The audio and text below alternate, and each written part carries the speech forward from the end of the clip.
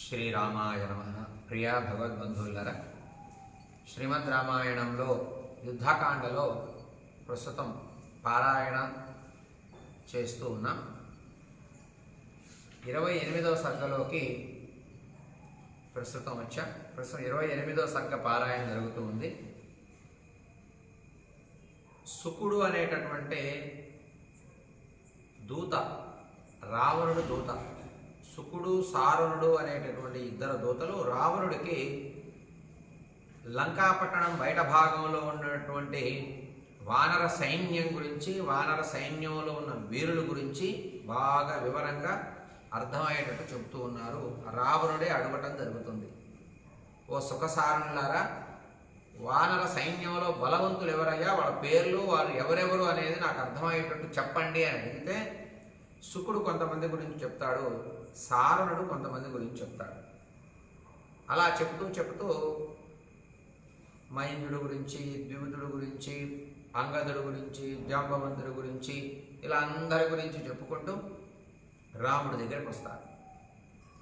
అదిగో కనబడుతున్నాడు, చూసావా రావణ, హనుమంతుడు పక్కన ఉన్నాడే, నీలమేఘ ఛాయతో ఉన్నాడు, పద్మపత్రాల వంటి నేత్రాలతో గొప్ప తేజస్సుతో ఉన్నాడే, అతనేనయ్యా రాముడంటే.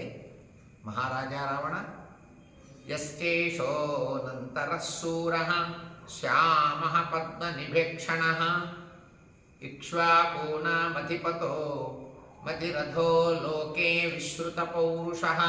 మహారాజా, హనుమంతుడికి దగ్గరగా కూర్చొని ఉన్నాడే, నీల మేఘఛాయ, నీల దేహంతో ఉన్నాడు, గొప్ప రూపంతో, పద్మపత్రాల నేత్రాలు కలిగినటువంటి వాడు సూర్యుడు రాముడు. శూరత్వం కనబడుతుందయ్యా, వీరుడయ్యా, ఆయన ముందు ఎవరో నిలబడలేరు యుద్ధానికి అన్నాడు.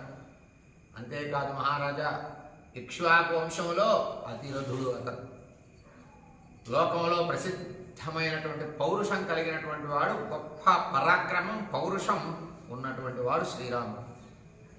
అతను ఎప్పుడూ కూడా ధర్మం నుండి పక్కకు తప్పుకోడయ్యా రాముడు, అతని నుండి కూడా ధర్మం పక్కకు తప్పుకోదు, ధర్మం అతని నుండి తప్పుకోదు, అతను కూడా ధర్మం నుండి పక్కకు తప్పుకోడయ్యా.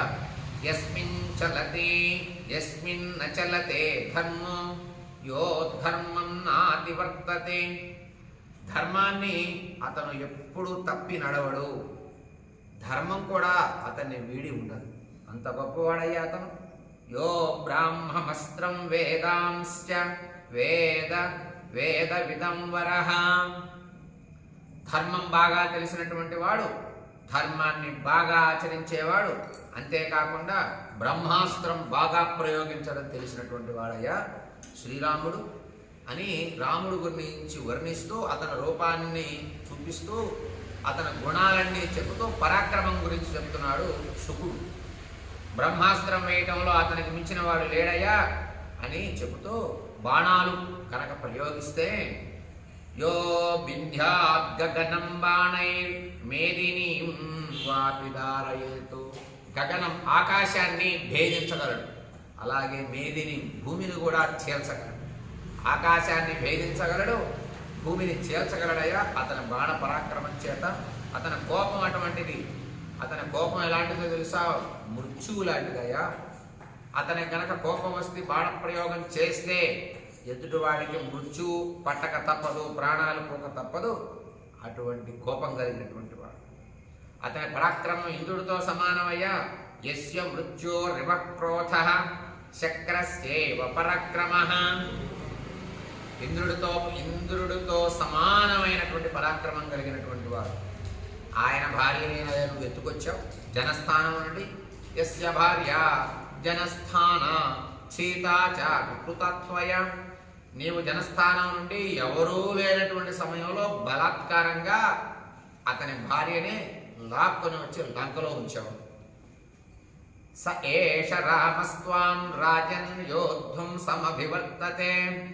అతనే ఎదురు చూస్తున్నాడు, ఎప్పుడు లంకలోకి వెళదామా, నిన్ను ఎప్పుడు ఎదుర్కొందామా, నీ ప్రాణాలు ఎప్పుడు తీద్దామా, సీతని పొందుదామా అని ఎదురు చూస్తూ ఉన్నాడయ్యా రాముడు.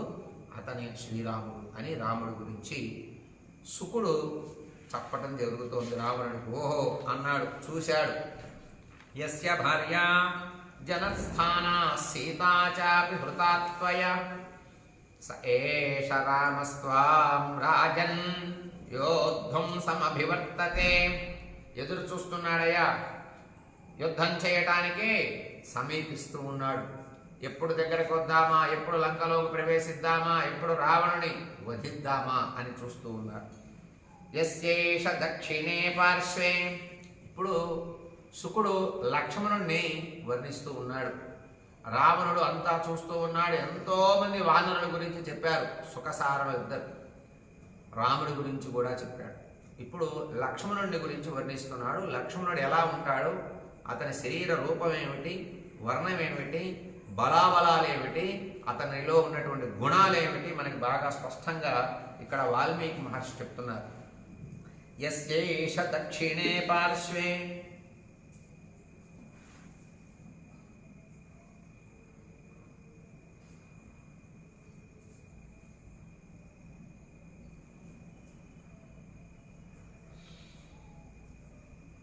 శుద్ధజాంబూనద ప్రభః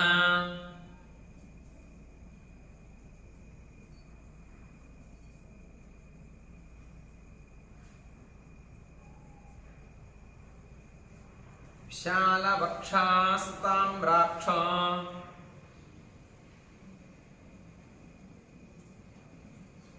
విశాలవక్షాస్తామ్రాక్ష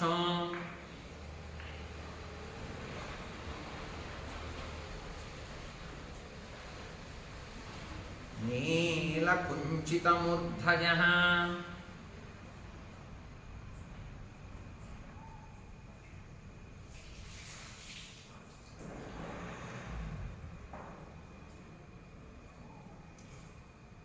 ఏషో హి లక్ష్మణో నామ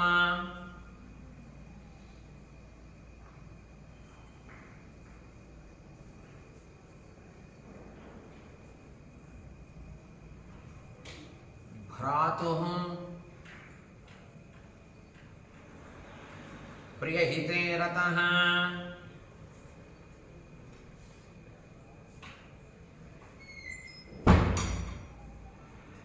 నయే యుద్ధే చ కుశలః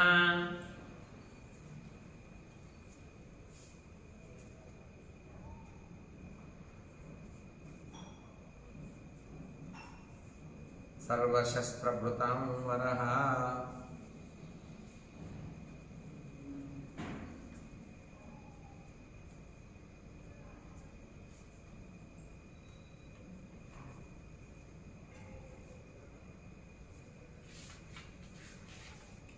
మహారాజా నీలమేఘ ఛాయతో, గొప్ప రూపంతో, పరాక్రమంతో బ్రహ్మాస్త్రాన్ని బాగా వేయటం తెలిసినటువంటి ఏ రాముడైతే ఉన్నాడో, ఆకాశాన్ని భూమిని ఏకకాలంలోనే తన బాణాల చేత ఆకాశాన్ని బద్దల కొట్టగలిగినటువంటి వాడు, భూమిని చేర్చగలిగినటువంటి వాడు ఏ రాముడైతే ఉన్నాడో, తన బాణ పరాక్రమం చేత ఎదుటి వాళ్ళకి మృత్యువు లాంటి వాడు ఎవరైతే రాముడున్నాడో, ధర్మాన్ని అతను వీడదయ్యా. ఎప్పుడు ధర్మం కూడా అతన్ని వీడడు, ధర్మాన్ని అతడు వీడడు, అతన్ని ధర్మం వీడదు. అంత నిష్ట కలిగినటువంటి వాడు ఇక్ష్వాకు వంశ జాతీయుడైనటువంటి ఏ రాముడైతే ఉన్నాడో, రాముడి ప్రక్కన నిలబడి ఉన్నాడే అతనేనయ్యా బంగారం వంటి రంగుతో ఉన్నాడు. యస్య దక్షిణే పార్శ్వే శుద్ధ జాంబూనద ప్రభః విశాలవక్షాస్తామ్రాక్షో నీలకుంచితమూర్ధజః.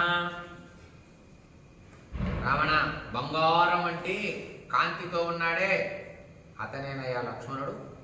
రాముడు పక్కన నిలబడి ఉన్నాడు కదా, గొప్ప వక్షస్థలం ఉంది, వీరత్వం కనబడుతుంది అతనిలో.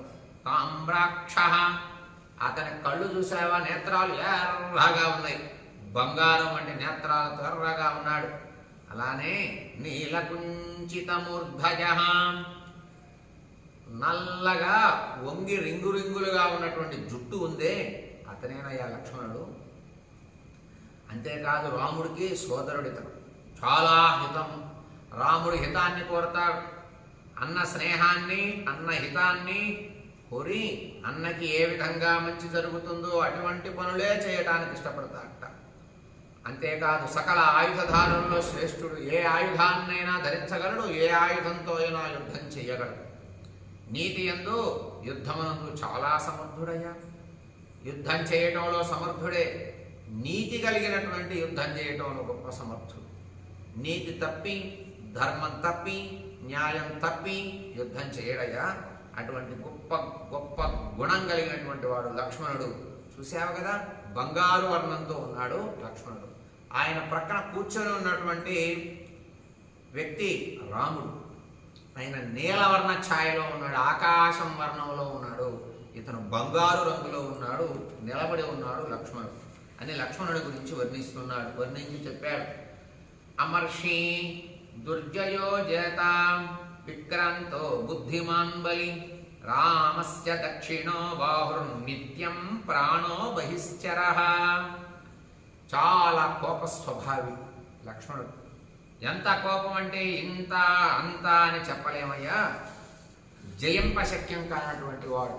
అసలు ఎదుర్కోలేం ఎవరు అతని కోపాన్ని ఎవరూ చూడలేం. బుద్ధిమాన్ అంతేనా, బుద్ధిమంతుడు. ఎప్పుడు ఏమి చేయాలో ఎలా నడవాలో బాగా తెలిసినవాడు. బలి గొప్ప బలం పరాక్రమం కూడా కలిగిన వాడయ్యా. అంతేకాదు రామస్య దక్షిణ బాహు, రాముడికి కుడి భుజంతో సమానం అని చెబుతూ బహిశ్చర ప్రాణ, బయట రాముడు ప్రాణం బయట తిరిగితే ఎలా ఉంటుందో లక్ష్మణుడు అటువంటి వాడు. రాముడు ప్రాణమే లక్ష్మణుడు. రాముడు కుడి భుజంలాగా ఉంటాడు. రాముడు ప్రాణం బయట తిరిగితే ఎలా ఉంటుందో లక్ష్మణుడేనయ్యా రాముడు ప్రాణం అని లక్ష్మణుడి గురించి వర్ణిస్తూ ఉన్నాడు. అమర్షి దుర్జయో జేత,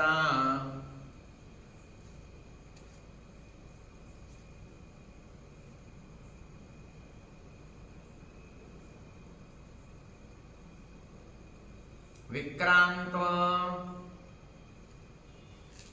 బుద్ధిమాన్ బలి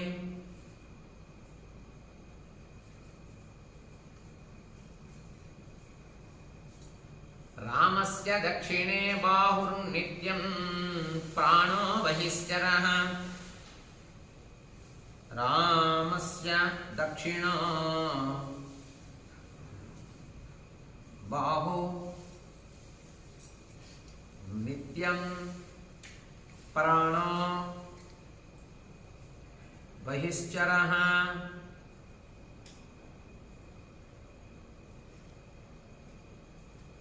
అంతేకాదయ్యా రావణ. నేష రాఘవస్యార్థే జీవితం పరిరక్షతి, ఏషైవాశంసతే యుద్ధే నిహంతుం సర్వరాక్షసాన్. రావణ మహాప్రభు, రాముడికి సహాయం చేయవలసి వస్తే సహాయం చేయవలసినటువంటి సమయంలో ఇతడు తన ప్రాణాలనైనా లెక్క చేయకుండా రాముడిని కాపాడుకుంటాడు, రాముడికి సహాయం చేస్తాడు. ఇతడే యుద్ధంలో రాక్షసులందరినీ కూడా చంపాలి అనుకుంటున్నాడయ్యా. ఎదురు చూస్తున్నాడు, ఉత్సాహంతో ఉన్నాడు. రాముడికి సహాయం చేసే సమయం వచ్చింది. నేను నా ప్రాణాలు అడ్డు పెట్టైనా సరే రాముడిని కాపాడుకుంటా ఈ రాక్షస జాతిని నేను ఒక్కడనే వధిస్తాను అని ఉత్సాహంతో ఎదురు చూస్తున్నాడయ్యా.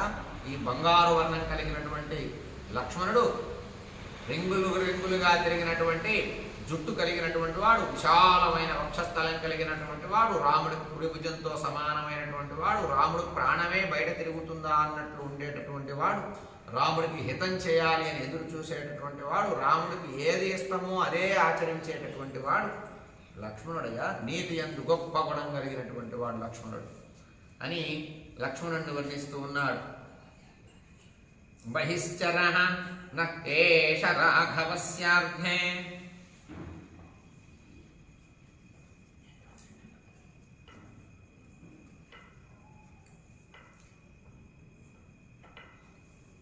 జీవితం పరిరక్షతి,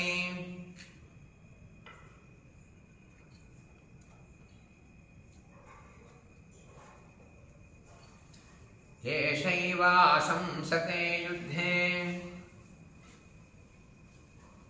ఏషైవా శంసతే యుద్ధే నిహంతుం సర్వరాక్షసాన్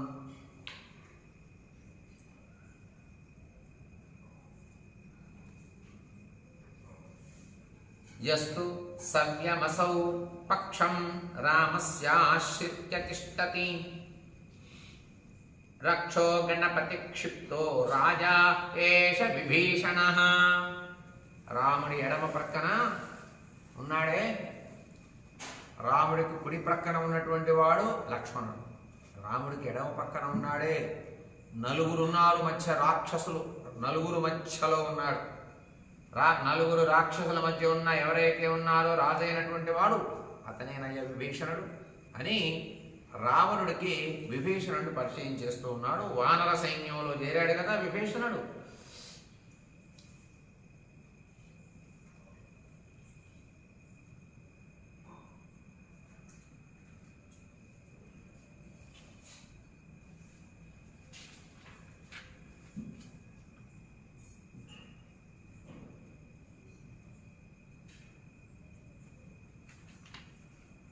యస్తు సవ్యమసౌ పక్షం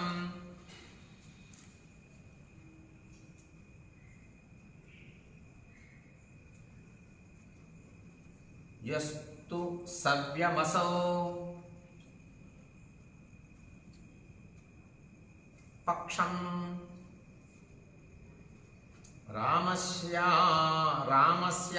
రామస్యాశ్రిత్య తిష్టతి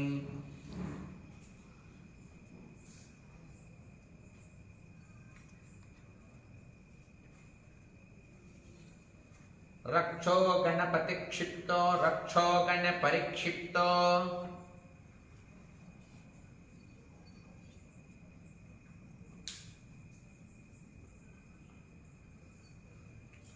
రాజా ఏష విభీషణః.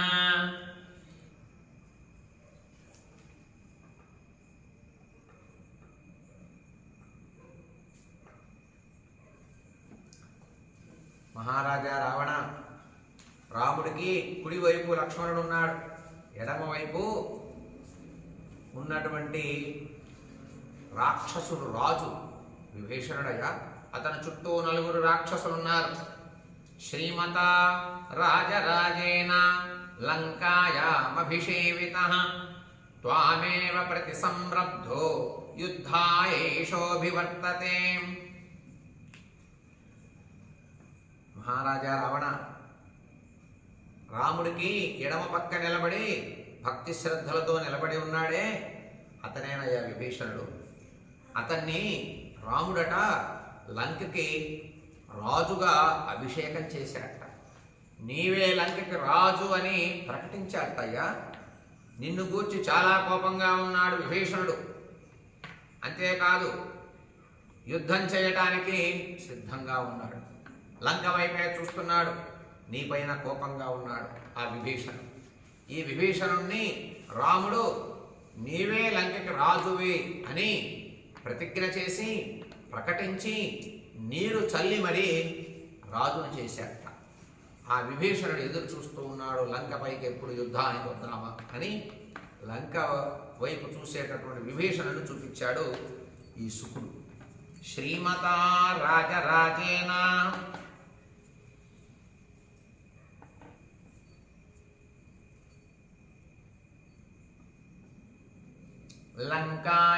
లంకాయామభిషేచితః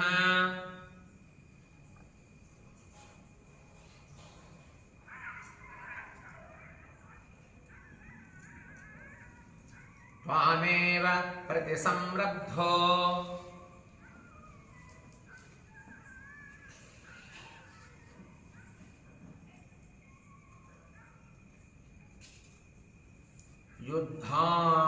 యుద్ధాయేషోభివర్తతే. యుద్ధాయేషోభివర్తతే.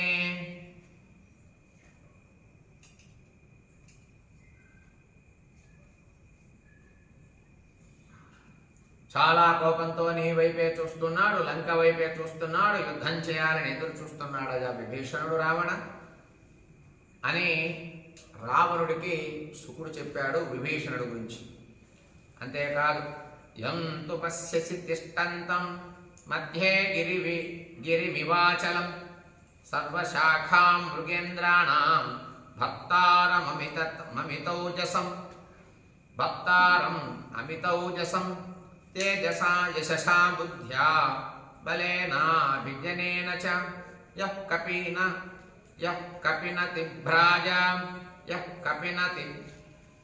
కపినతి విజ్రావ హిమవానివ పర్వతః కిష్కింధాం యః సమచ్ఛాస్తే గుహాం సగహనద్రుమాం దుర్గాం పర్వత దుర్గామ్యాం ప్రధానై సహయూధపైః యస్యేషా కాంచనీమాలా శోభతే శతపుష్కర కాంతాదేవ మనుష్యాణాం యస్యాం లక్ష్మీ ప్రతిష్ఠితాం ఏతాం మాలాం చ తారాం చ కపిరాజ్యం చ శాశ్వతం సుగ్రీవో వాలినం హత్వా రామేణ ప్రతిపాదినః.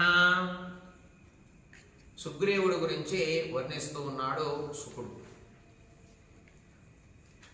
మహారాజా రావణ, రాముడికి కుడివైపున లక్ష్మణుడు ఉన్నాడు, రాముడికి ఎడమ వైపున విభీషణుడు ఉన్నారు.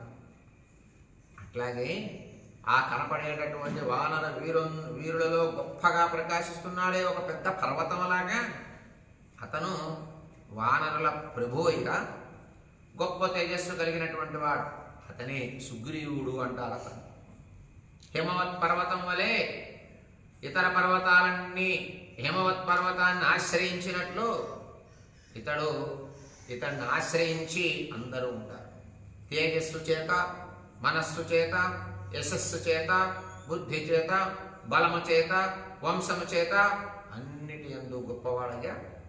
అంతేకాదు సేనా నాయకులతో కలిసి అరణ్యాలలోనూ వృక్షాలతోనూ నిండిపోయి ఉన్నాడు.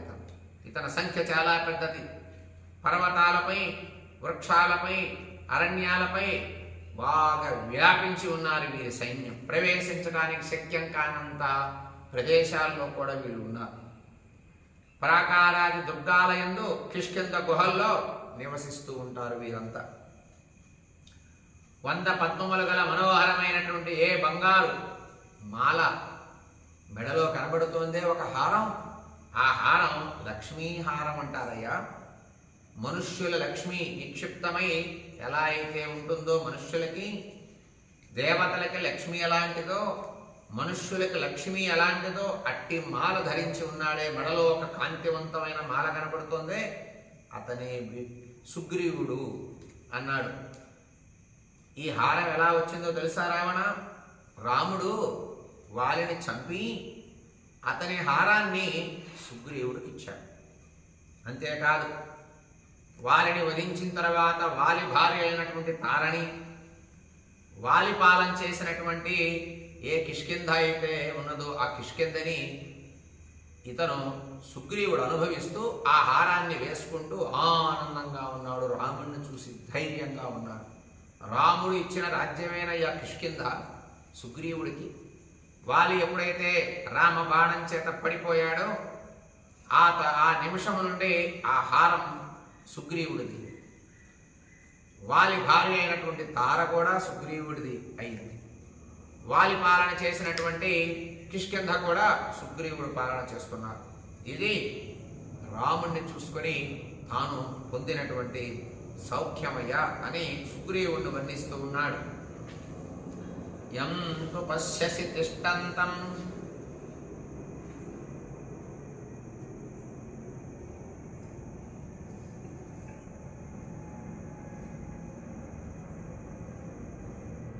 మధ్యే గిరిమివాచలం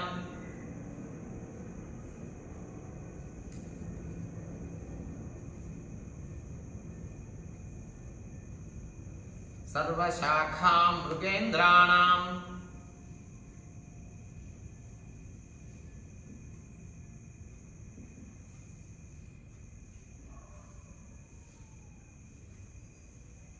భక్తారమమితౌజసం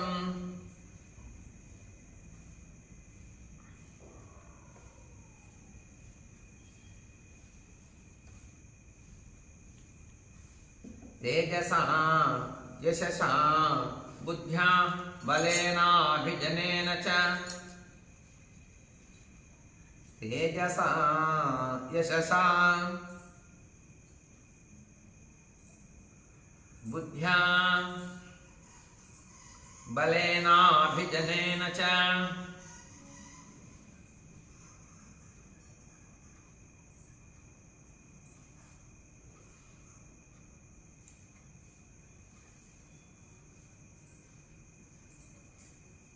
యః కపినతి బిభ్రాజా హిమవానివ పర్వతః యః కపినతి బిభ్రాజా కపీనతి భజ్రా కపినతి భజ్రాజా కపీనతి భభ్రాజా హిమవానివ పర్వతః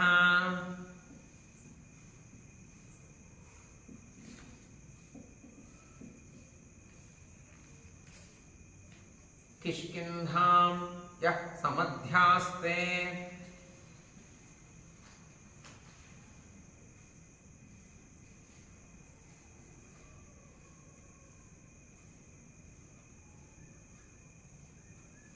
కుహాం సగహనద్రుమాం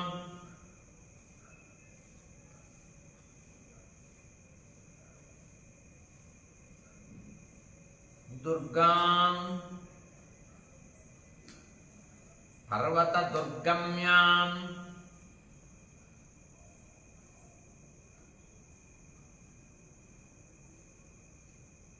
ప్రధానైః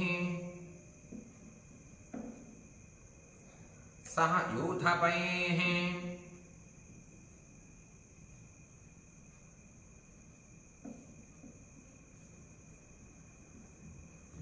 యస్యేషా కాంచనీమాలా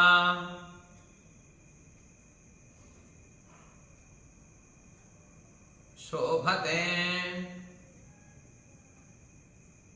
శతపుష్కర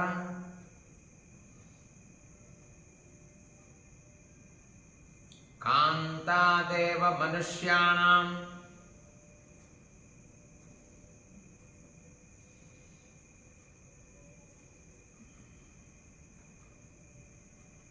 యస్యాం లక్ష్మీః ప్రతిష్ఠితా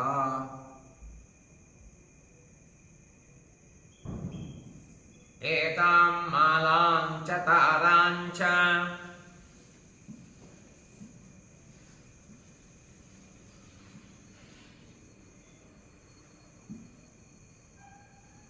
కపిరాజ్యం కపిరాజ్యం చ శాశ్వతం సుగ్రీవో వాలినం హత్వా రామేణ ప్రతిపాదితః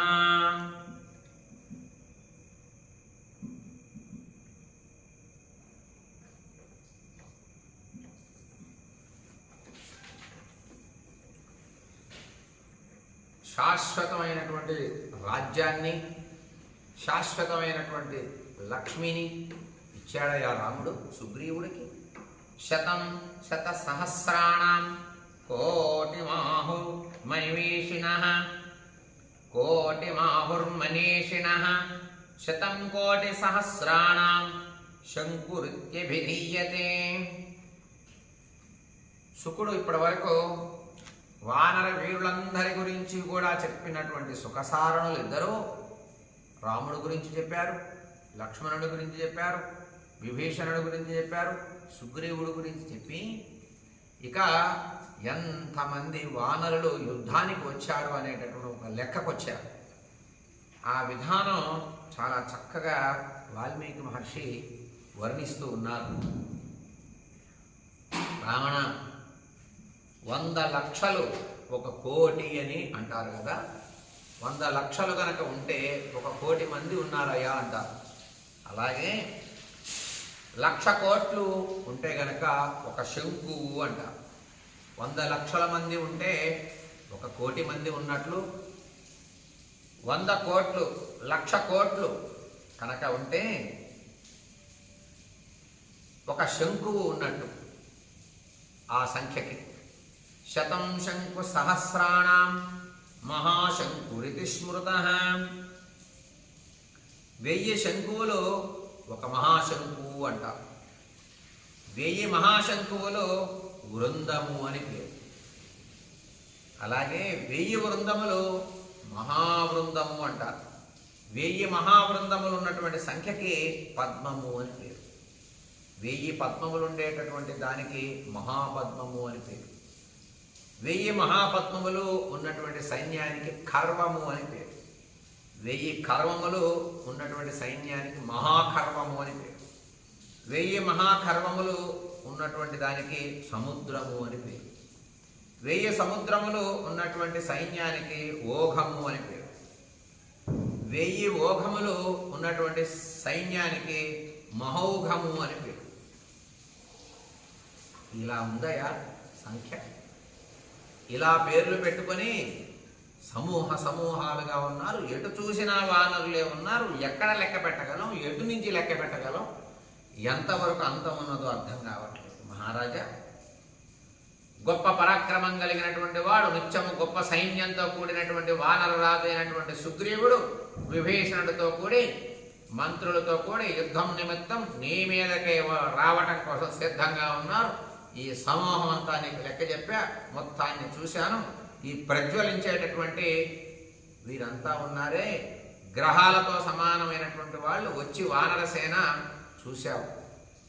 మరి నీవు గనక వెళ్ళి యుద్ధం చేస్తే ఎలా ఉంటుందో ఈ సైన్యంతో అని ఎదురువారు నుంచి పరాభవం కలగకుండా ఉండేటట్లు చేసుకోవయ్యా నువ్వు మహారాజా.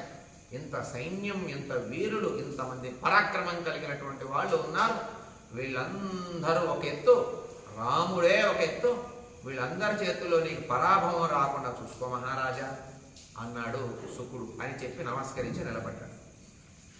రావణుడు అంత క్షుణ్ణంగా చూస్తూ ఉన్నాడు. శత సహస్రాణం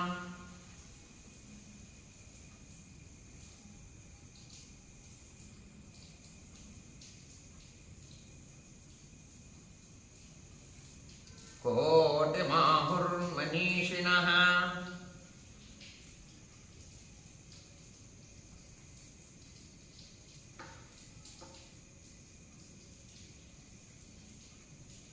శతం కోటి సహస్రాణం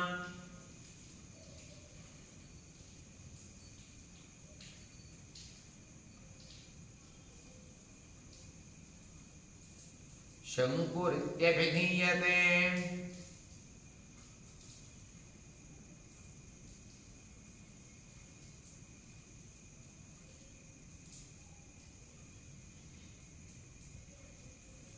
శతం శంకు సహస్రాణం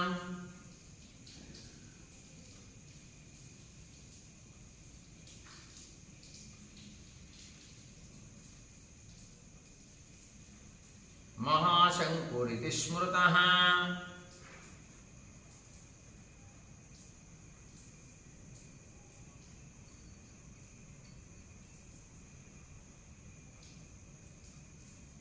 మహాశంకు సహస్రాణం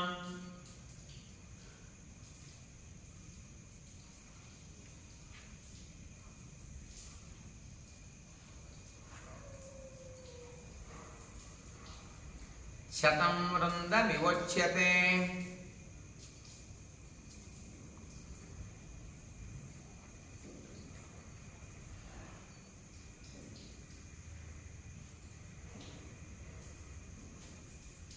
శతం వృంద సహస్రాణం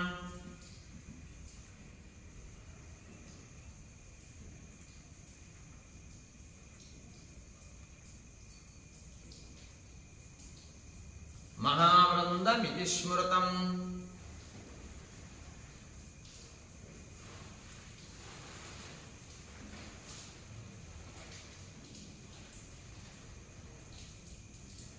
మహావృంద సహస్రాణం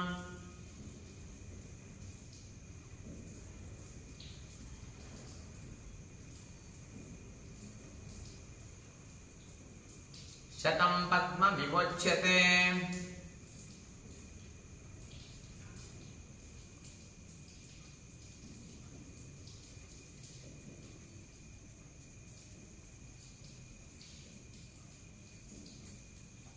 శతం పద్మ సహస్రాణం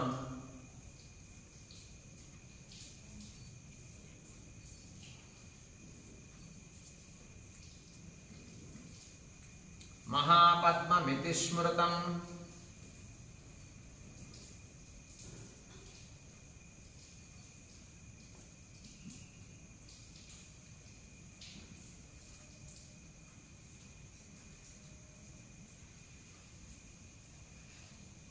మహాపద్మ సహస్రాణం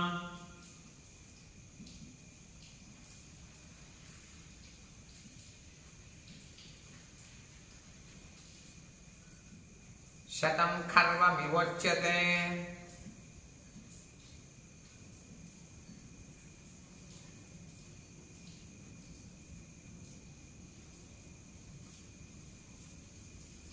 శతం ఖర్వ సహస్రాణం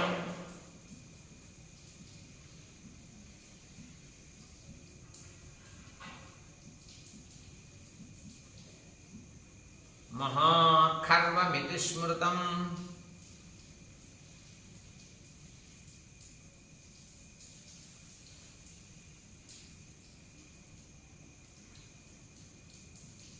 మహాఖర్వ సహస్రాణం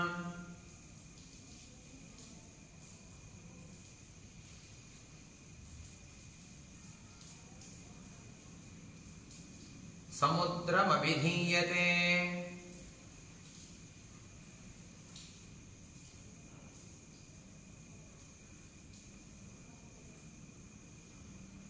శతం సముద్ర సాహస్రమోఘ ఇత్యభిధీయతే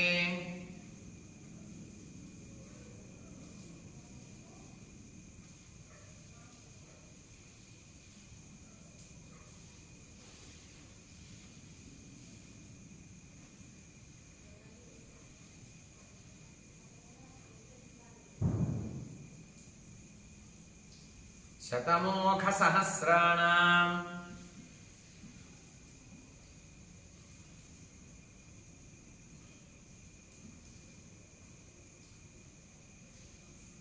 మహోఘ ఇతి విశ్రుతః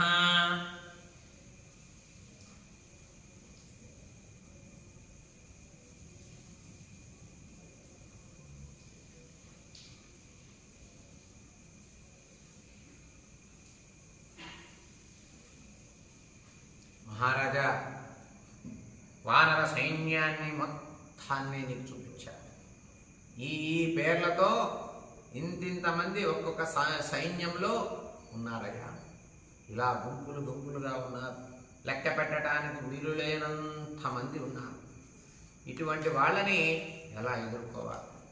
ఏవం కోటి సహస్రేణ శంకూనాం చ శతేన చ మహాశంకు సహస్రేణ తథా వృంద శతేన చ మహావృంద సహస్రేణ తథా పద్మ శతేన చ మహాపద్మ సహస్రేణ తథా ఖర్వ శతేన చ సముద్రేణ చ తేనైవ మహోఖేన తథైవ చ ఏష కోటి మహోఖేన సముద్ర సదృశేన చ విభీషణేన వీరేణ సచివై పరివారితః సుగ్రీవో వానరేంద్రస్త్వాం యుద్ధార్థమనువర్తతే మహాబలవృతో నిత్యం మహాబల పరక్రమః.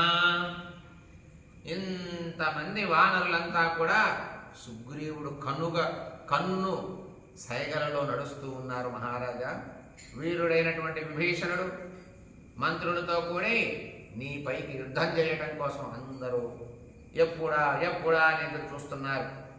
ఇతని వెంట 1000 కోట్ల 100 శంకువులు, 1000 మహాశంకువులు, 100 వృందములు, 1000 మహావృందములు, 100 పద్మములు, 1000 పద్మములు, 100 ఖర్వములు, 100 సముద్రములు మహోఖములు, అలాగే 1,000,000 మహోఖముల సంఖ్య సముద్రంతో సమానమైన వానర సైన్యం మొత్తం వ్యాపించి ఉన్నది. ఎటు చూసినా వాళ్ళే కనబడుతున్నారు, వానరులే. ఇటువంటి సైన్యాన్ని ఎలా ఎదుర్కోవాలి మనం? ప్రజ్వలించుచున్నటువంటి గ్రహాలతో సమానమైనటువంటి వాళ్ళు వచ్చి ఈ వానర సేనను చూసి మనకు జయం కలిగేటట్లుగా, పరుల నుండి పరాభవం కలగకుండా ఉండేటట్లు చేయవయ్యా, ఏం చేస్తాము? ఇంతమంది సైన్యం వచ్చి నిలబడింది, మనం ఎలా ఎదుర్కొంటాం? మనకి జయం ఎలాగదు? పరాభవం కలగకుండా, అవమానం కలగకుండా ఉండే విధానం ఏంటి? అలాంటి విధానం ఏదైనా ఉంటే తెలియచేయి మహారాజా, అలాంటి ప్రయత్నం ఏదైనా ఉంటే చెయ్యి అని శుకుడు మొత్తం స్పష్టంగా, శుకుడు సారణుడు అందరూ మంత్రులంతా కూడా రావణుడి పక్కన నిలబడి ఆ లంకాపట్టణంలో ఉన్నటువంటి రావణ భవనంలో ఎత్తైన భవనం పైకి వెళ్ళి ఈ వానర సైన్యం మొత్తాన్ని చూసి వివరంగా చెప్పాడు రావణుడికి. రావణుడంతా కూడా చూడటం జరిగింది. ఏవం 1,000,000 సహస్రేణ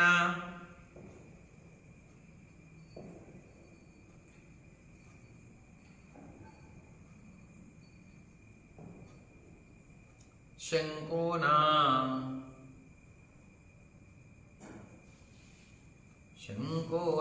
చ శతేన చ మహాశంకు సహస్రేణ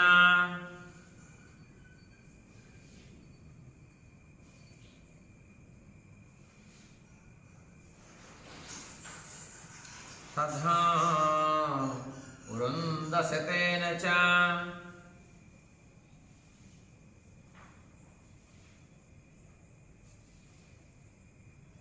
మహావృంద సహస్రేణ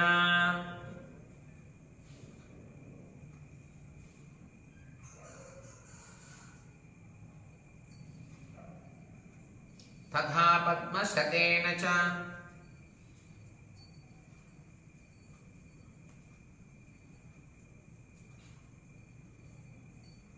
మహాపద్మ సహస్రేణ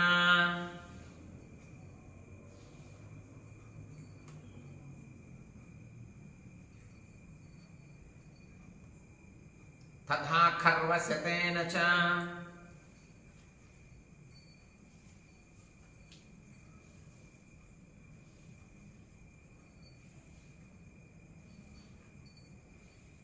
సముద్రేణ చ తేనైవ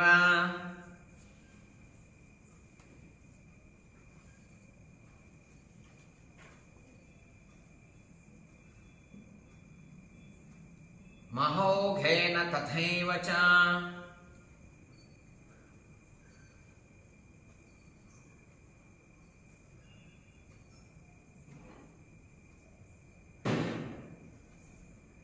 ఏష 1,000,000 మహోఘేన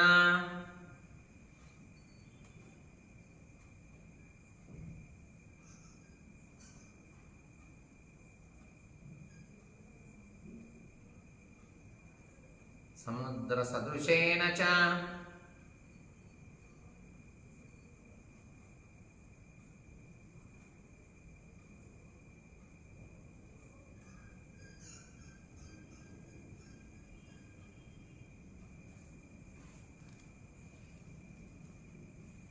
విభీషణేన వీరేణ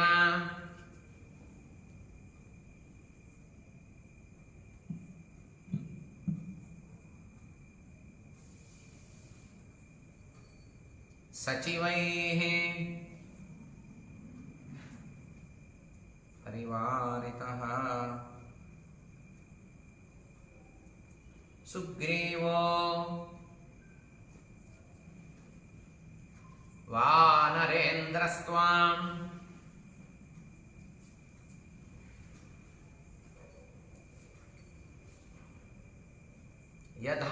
యథార్థమనువర్తతే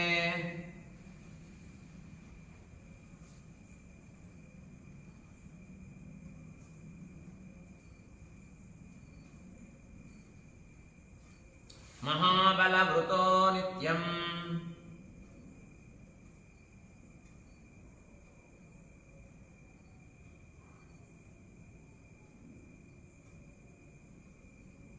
మహాబల పరక్రమః.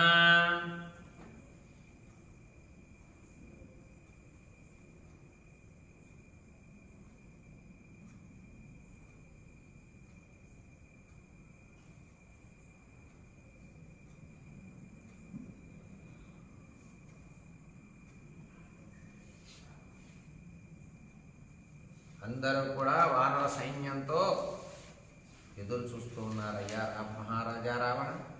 ఇమాం మహారాజ సమీక్ష్య వాహిని.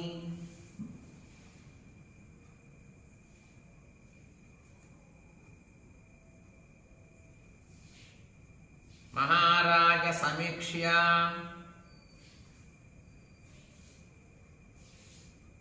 వాహిని ముపస్థితాం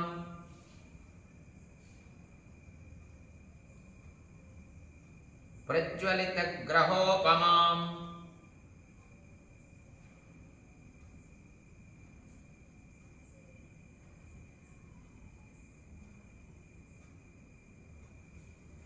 తతః ప్రయత్నః పరమో విధీయతాం.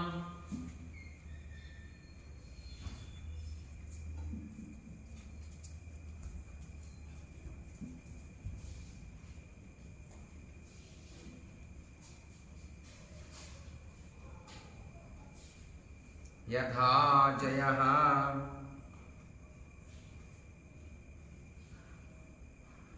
స్యాన్న పరైః పరాభవః.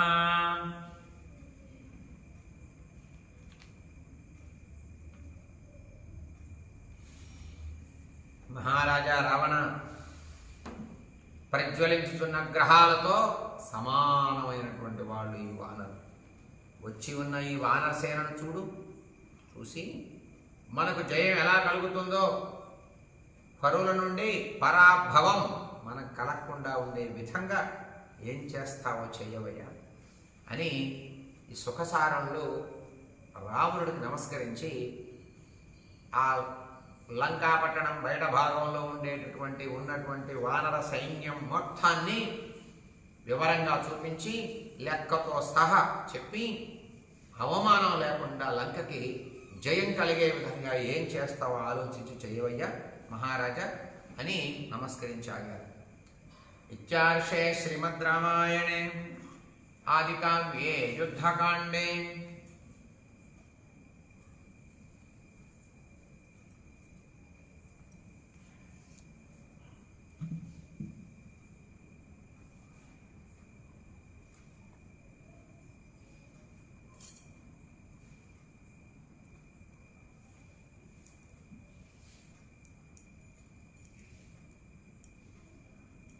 అష్టావింశः సర్గः.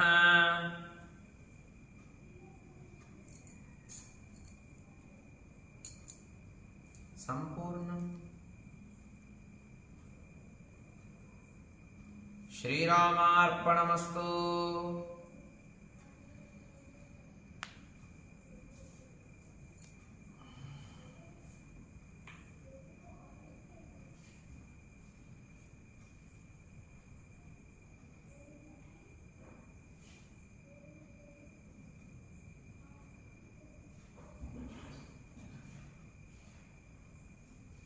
ఏవమేతత్పురావృత్తమాఖ్యానం భద్రమస్తు వః.